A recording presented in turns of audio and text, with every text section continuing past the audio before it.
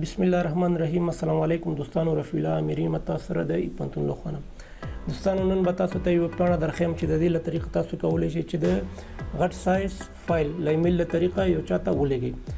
دغه ویبپاڼه چې د دوستانو د اکاونټ جوړولو ضرورت پکې نشته او بل دا دی چې تر 2 جبه پورې تاسو کولای شئ چې یو چاته فایل ولېږئ. نو د دې کار لپاره راځو دوستانو د خپل براوزر په اډرس بار کې د WeTransfer.com په نوم باندې ویبپاڼه ورکو. د نه پس راځو دوستانو دغه پلس ساين باندې کلیک کوو.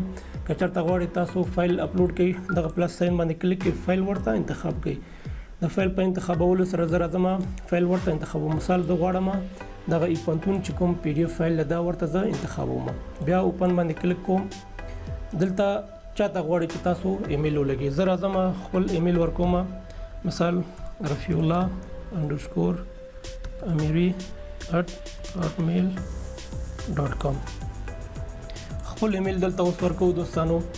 د کوم ایمیل نه تاسو دغه رفیع الله ته لګئ.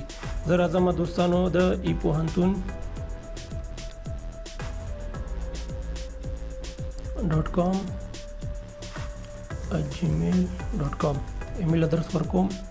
یا ورته دلته یو څه لیکم او ترانسفر باندې کلیک کوم. دا د سکیورټي لپاره تاسو ته یو کنفرمیشن کوډ لیږي دوستانو. اوس ورا شو خپل ایمیل ته دغه سکیورټ کوډ دلته ورکو، هغه نه پس مونږ فایل به ریسیو کړو. بیا زه راځم دوستانو زما ایمیل تیار خلاص دی. وګورئ دوستانو ماته یو کوډ راغلی چې دغه کوډ دلته ورکوم. زما کوډ دی دوستانو ودیرش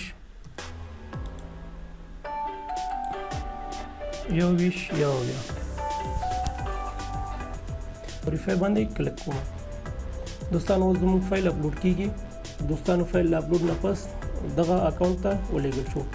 دا دوستانو چې څنګه کولای شو یو غټ سایز فایل له ایمیل له طریقه یو چاته ولېږو.